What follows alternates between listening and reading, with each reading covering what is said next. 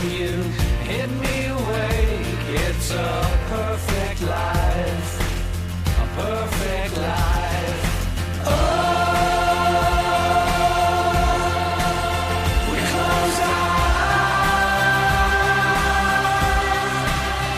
The perfect life, life is all we need.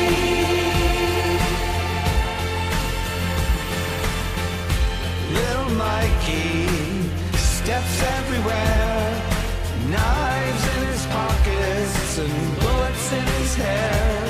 He has nothing to live for, nothing left to say.